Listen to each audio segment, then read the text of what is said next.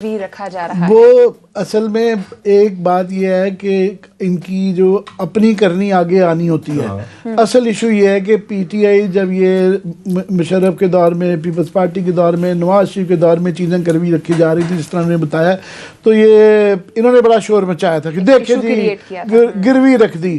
اور گروی رکھنا وہ ویسے ہی ہماری سائیکی پہ اس کا بڑا برا اثر پڑتا ہے.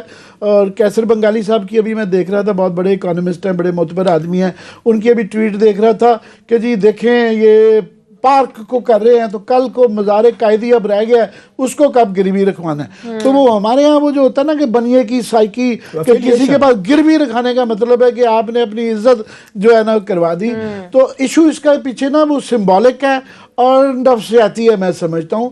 ورنہ ویسے اقتصادی اس کے طور پہ جائیں تو یہ ہے کیا، یہ سکوک بانڈ جو ہے وہ اس کا بیک گراؤنڈ یہ ہے کہ یہ اسلامک OIC میں یہ کیس پیش کر دیا کہ جناب یہ سود کاری بند کی جائے.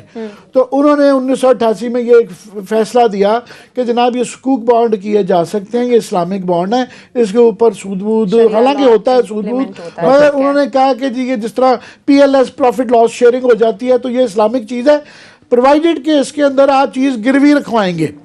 اس میں اسلامک، اس کو اسلامک بانڈ کہہ دیا جاتا ہے. اس میں اور دوسرے میں فرق صرف اتنا ہے کہ اس میں گروی رکھوایا جاتا ہے، ورنہ اس میں بھی دوسرے کی طرح سوورن گارنٹیز ہوتی ہے. یہ نہیں ہے کہ یہ اگر فار ایگزامپل آپ کا پہلے یہ ہے کہ آپ کی سوورن گارنٹی اگر وائلیٹ ہو، اس کا مطلب ہے پاکستان اگر بینکرپٹ ہو جائے، جو کہ ابھی تک کوئی ایک بھی کیس نہیں ہوا، ملک کہاں بینکرپٹ ہوتے ہیں، تو بینکرپٹ ہو پاکستان تو اس کے بعد یہ گروی پہ رکھی ہوئی جو جائیداد ہے یہ پھر سیجر ہوگا یا ضبطی ہوگی. تو اس میں نہیں ہے، مگر اس کا ایک نفسیاتی معاملہ ہے. ادروائز جو ہے یہ بالکل یہ صحیح کہہ رہے ہیں کہ پہلے جو ہے مشرف کے دور میں انہوں نے اسلام آباد لاہور کی ہائی وے جو تھی، پھر چکوال کی نواز شریف کے دور میں ہائی وے جو تھی وہ گروی رکھوائی ہوئی، پھر ریڈیو پاکستان کے. مگر ہوتا یہ ہے کہ یہ بہتر کئی دفعہ آپ کو ڈیل مل جاتی ہے کہ فار ایگزامپل اس نے اسحاق ڈار صاحب نے 8.5 کے سود کے اوپر ایک دفعہ مارک اپ کے اوپر جو ہے نا قرضہ لیا تھا، اور ٹوٹلی آج تک اس کی انویسٹیگیٹ نہیں ہوئی. ان سے پوچھا گیا کیونکہ میں تو ٹیسٹنگ کر رہا تھا، پوری دنیا میں 5% پہ مل رہا تھا، انہوں نے 5-6% پہ مل رہا تھا اور انہوں نے 8.5 پہ لیا.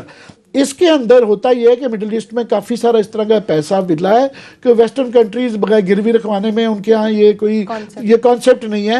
تو اس لیے وہ ریڈیلی اویلیبل ایک کیش ہوتا ہے، جب ان کو قرضہ ہمارے جیسے غریب ملکوں کو چاہیے ہوتا ہے تو وہ ہمیں سستے اس پہ مل جاتا ہے کہ فار ایگزامپل جو ہم نے لیا ہوا ہے 5.5-6% کے اوپر مل جاتا ہے کہ اس وقت ہماری جو کریڈٹ کی ریٹنگ ہے ہمیں شاید یہ سوٹ کرتا ہے. مگر دو چیزیں اس کے اندر خرابی ہیں. ایک یہ کیونکہ یہ ماضی میں شور مچاتے رہے ہیں کہ او ہو گروی رکھوا دیے تو خود کریں گے تو وہ ہے.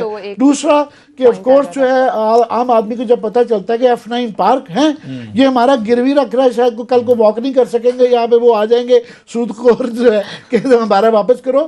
مگر اصل کوشچن کیا ہے، اصل ایشو یہ ہے قرضہ، پاکستان کا قرضہ. کیونکہ انہوں نے عمران خان نے پی ٹی آئی نے بہت زیادہ اس کے اوپر رگڑا لگایا تھا کہ جی دیکھیں نا ہماری جو ہے 70 سال کے اندر جو ہے نا 30,000 ارب قرضہ ہوا، تو یہ جو 6,000 ارب تھا تو انہوں نے 15-20 سال میں اندر 30,000 ارب کر دیا. اب بھی وہ 45,000 ارب کراس کر گیا، خرب کراس کر گیا ہوا ہے، 45,000 ارب روپے قرضہ کراس کر گیا ہوا ہے. مگر آف کورس جو ہے اس میں سے تقریباً 10 کے قریب تو یہ ڈیویلیوشن کی وجہ سے ہے، وہ ہمیں وجوہات سمجھ آتی ہیں. مگر قرضہ ہے، اور وہاں پہ ایشو یہ ہے کہ انہوں نے سارا جو ایک گیمبل کیا تھا، جو کہ اچھا کیا تھا، ایک کریکشن کی تھی کہ انہوں نے کہا کہ ہماری ایکسپورٹ بڑھانی بڑی ضروری ہے. ایکسپورٹ کا جو ہے وہ تقریباً $35 بلین کا ہمارا ٹریڈ گیپ آ گیا ہوا تھا.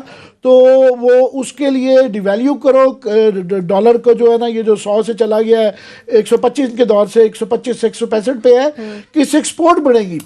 ہمارے لیے تشویشناک بات یہ ہے کہ انہوں نے 2,000 ارب 2 ٹریلین کے قریب جو ہے ہماری انڈسٹری کو اور ایکسپورٹرز کو کنسیشنز دے چکے ہوئے ہیں، بجلی میں، سستے میں، قرضوں میں، ان کو پیسے کی فراہمی کے اندر، مگر 2000 ارب روپے جانے کے باوجود یہ بہت زیادہ وکٹری کے نشان تو لگا رہے ہیں کہ جی وہ ایکسپورٹ بہت تھوڑی بڑی ہے 560 ملین شاید اس سال کا وہ ہے، 560 ملین کے قریب اس سال کا فگر ہے، وہ زیادہ نہیں ہے جتنے آپ نے اس میں ڈالا ہے، جس کا مطلب یہ ہے کہ آپ نے یہ سارا جو گیمبل کیا تھا قرضوں کو کہ اگر ایکسپورٹ بڑھیں گی تو ٹھیک کریں گے، وہ نہیں ورک آؤٹ کر رہا.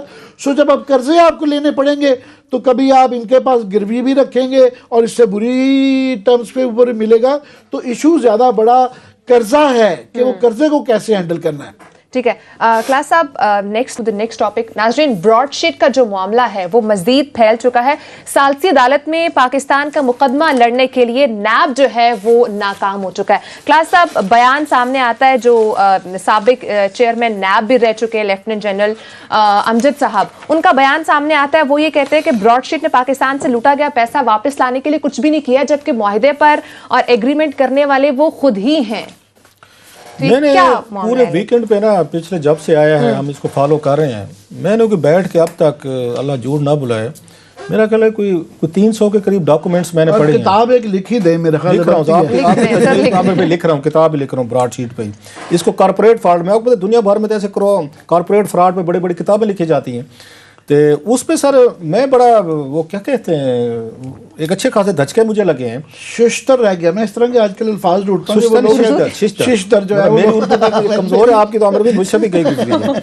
تو وہ اس میں جناب جو بڑی مزے کی چیزیں ہیں انہی کی یہ جو وہاں پہ ایویڈنسز پیش کیے گئے ہیں اس پہ ہم آتے ہیں. اب 3 ہمارے جرنل جو اپنے دور کے ٹاپ کے جرنل وہ جو تھے انہوں نے جس طرح کے یہ کیس لڑا ہے اور جس طرح کے ایویڈنسز دیے ہیں مجھے سمجھ نہیں آتی کہ یہ نیب نے کس طرح کی تیاری کی تھی، کس طرح کے آپ نے بیٹھ کے اس کیس کو لڑنے کے لیے آپ اس کو مذاق سمجھا ہوا تھا ہم نے کہ بس وہ مذاق ہو رہا ہے جناب. خیر ہے وکیلوں پہ پیسے لگائے آپ نے، ان کے رہائش پہ، ٹریولنگ کے، مطلب یہ تو ایک سونے کی کان کھل گئی تھی نا براڈ شیٹ کیس جو ہے.